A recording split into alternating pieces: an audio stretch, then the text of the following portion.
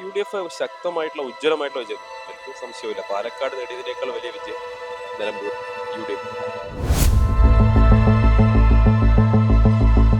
BJP തെരഞ്ഞെടുപ്പ് പ്രഖ്യാപിക്കുന്നതിന് മുമ്പ് തന്നെ അതിന്റെ സംസ്ഥാന പ്രസിഡന്റ് തോൽവി സമ്മതിച്ചതാണ്.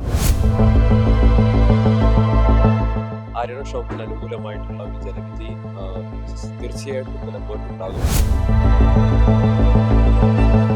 നിലമ്പൂരിലെ ജനങ്ങളുമായി വളരെ അടുത്ത ബന്ധമുള്ള ആര്യ ഷൗക്കത്താണ് UDFന്റെ സ്ഥാനം. തീർച്ചയായിട്ടും അത് UDFന് ഒരു പ്ലസ് പോയിന്റ് ആണ്. നമസ്കാരം. ജൂൺ 19 നിലമ്പൂർ ഉപതെരഞ്ഞെടുപ്പ് നടക്കാനിരിക്കെ രണ്ട് മുന്നണികളും വലിയ ആത്മവിശ്വാസത്തിലാണ്. ഇരു മുന്നണികളെയും കൂടാതെ BJPയുടെ സ്ഥാനാർത്ഥിയും അതുപോലെ തന്നെ സ്വതന്ത്രനായി PV അൻവറും മത്സരരംഗത്തുണ്ട് എന്നുള്ളത് മത്സരത്തിന്റെ ചൂരും വർദ്ധിപ്പിക്കുകയാണ്. അപ്പോൾ നിലമ്പൂരിൽ ഇത്തവണ എന്താണ് UDFന്റെ സാധ്യതകൾ എന്നതിനെ കുറിച്ച് കോൺഗ്രസ് നേതാവ് സന്ദീപ് വാര്യർ നമ്മളോട് പ്രതികരിക്കുന്നു. ഇപ്പോൾ നിലവിൽ UDFന്റെ സാധ്യതകൾ എപ്രകാരം? തെരഞ്ഞെടുപ്പ് പ്രഖ്യാപനത്തിന് ശേഷം 24 മണിക്കൂറിനകം സ്ഥാനാർത്ഥിയെ പ്രഖ്യാപിച്ച് UDF വളരെ ചിട്ടയായിട്ട് തെരഞ്ഞെടുപ്പ് പ്രവർത്തനങ്ങളുമായിട്ട് മുന്നോട്ട് പോവുകയാണ്.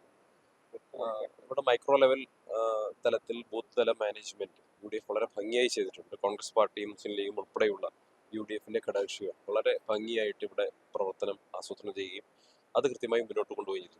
അതിലുപരിയായി നിലമ്പൂരിലെ ജനങ്ങളുമായി വളരെ അടുത്ത ബന്ധമുള്ള ആര്യ ഷൗക്കത്താണ് ഇവിടെ UDFന്റെ സ്ഥാനം. തീർച്ചയായിട്ടും അത് UDFന് ഒരു പ്ലസ് പോയിന്റ് ആണ്.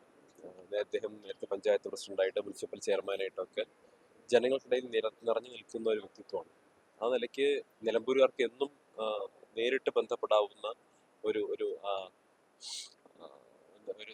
സ്ഥാനാർത്ഥി എന്നുള്ള നിലയ്ക്ക് ആര്യ ഷൗക്കിന് അനുകൂലമായിട്ടുള്ള ഒരു ജനവിധി തീർച്ചയായിട്ടും നിലമ്പൂരിൽ ഉണ്ടാകും. അതിനനുസരിച്ചുള്ള പ്രവർത്തനങ്ങളുമായിട്ട് UDF മുന്നോട്ട് പോകും. അൻവറിന്റെ സ്ഥാനാർത്ഥിത്വം ഏതെങ്കിലും തരത്തിൽ UDFന്റെ സാധ്യതകളെ ബാധിക്കുന്നു? ശ്രീ അൻവർ 2 തവണ LDFന്റെ MLA ആയിരുന്നു ഇവിടെ. തീർച്ചയായിട്ടും LDFനാണ് അത് ബാധിക്കാൻ പോകുന്നത്. LDF പിളർന്നിരിക്കുകയാണ്. LDF പിളർന്ന് ഒരു റിബൽ സ്ഥാനാർത്ഥിയായിട്ട് ഇപ്പോൾ അൻവർ വന്നിരിക്കുകയാണ്. അപ്പം സ്വാഭാവികമായിട്ടും ചോർച്ച LDFന്റെ വോട്ടുകളിൽ നിന്നാണ് ഉണ്ടാവുക. അത് തീർച്ചയായിട്ടും UDFന് അനുകൂലമായിട്ട് മാറും. BJP ആണെങ്കിലും തുടക്കത്തിൽ മത്സരിക്കാൻ താല്പര്യമില്ല എന്ന് പറഞ്ഞു സംസ്ഥാന അധ്യക്ഷൻ, പിന്നീട് സ്ഥാനാർത്ഥിയെ നിർണ്ണയിക്കുന്നു. BJPയിൽ ഈ ഒരു ആശയക്കുഴപ്പമുണ്ടെന്ന് കരുതുന്നു. BJP തെരഞ്ഞെടുപ്പ് പ്രഖ്യാപിക്കുന്നതിന് മുമ്പ് തന്നെ അതിന്റെ സംസ്ഥാന പ്രസിഡന്റ് തോൽവി സമ്മതിച്ചതാണ്. ഇവിടെ ജയിക്കില്ല എന്ന് അദ്ദേഹം പ്രഖ്യാപിച്ചതിന് ശേഷം വലിയ തോതിൽ വിമർശനം ഉയർന്നപ്പോഴാണ് അവരൊരു സ്ഥാനാർത്ഥിയെ പേരിന് വേണ്ടി പ്രഖ്യാപിക്കാൻ തയ്യാറായിട്ടുള്ളത്. BJPക്ക് കഴിഞ്ഞ തവണത്തെ പെർഫോമൻസ് ആവർത്തിക്കാൻ കഴിയുമെന്ന് എനിക്ക് തോന്നുന്നില്ല. ലോക്സഭാ തെരഞ്ഞെടുപ്പിൽ 17,500 വോട്ട് ഇവിടെ നേടിയിട്ടുണ്ട് BJP. അതിന്റെ ഒന്നും പകുതി പോലും എത്താനുള്ള സാധ്യത ഞങ്ങൾ UDF ശുഭപ്രതീക്ഷയിൽ തന്നെയാണ്. UDF ശക്തമായിട്ടുള്ള ഉജ്ജ്വലമായിട്ടുള്ള വിജയം. എനിക്ക് സംശയമില്ല. പാലക്കാട് നേടിയതിനേക്കാൾ വലിയ വിജയം നിലമ്പൂരിൽ UDFനുണ്ടാകും. MLA ആയിരുന്ന PV അൻവർ രാജിവെച്ചതോടെയാണ് നിലമ്പൂരിൽ ഉപതെരഞ്ഞെടുപ്പിന് കളമൊരുങ്ങുന്നത്.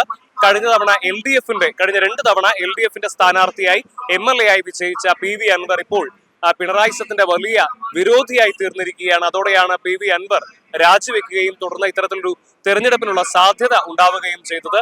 എന്നാൽ PV അൻവറിന്റെ UDF പ്രവേശനവും അനന്തമായി നീണ്ടതോടുകൂടി അൻവർ സ്വതന്ത്ര സ്ഥാനാർത്ഥിയെ തൃണമൂലിന്റെ സ്ഥാനാർത്ഥിയാകുമെന്ന് പ്രഖ്യാപിച്ചിരുന്നെങ്കിലും പത്രിക നിലവിൽ തള്ളിയ സാഹചര്യത്തിൽ അൻവർ ഇപ്പോൾ സ്വതന്ത്ര സ്ഥാനാർത്ഥിയായി മത്സരിക്കാനുള്ള സാധ്യതയാണ് മുന്നിൽ തെളിയുന്നത്. BJPയും തുടക്കത്തിൽ ഈ തെരഞ്ഞെടുപ്പിൽ മത്സരിക്കുന്നില്ല എന്നൊക്കെ പ്രഖ്യാപിച്ചിരുന്നുവെങ്കിൽ പോലും BJPയും സ്ഥാനാർത്ഥിയെ പ്രഖ്യാപിച്ചതോടുകൂടി ഒരു ചതുഷ്കോണ മത്സരത്തിനാണ് നിലമ്പൂർ വേദിയാകുന്നത്. എന്തായാലും ആര് വിജയിക്കുമെന്നുള്ളത് ജൂൺ 23 നമുക്കറിയാം. രണ്ട് ക്യാമ്പുകളും വലിയ വിജയ പ്രതീക്ഷയിൽ തന്നെയാണ്. നിലമ്പൂരിൽ നിന്നും നിഖിൽ കാടത്ത്, മറുനാടൻ TV.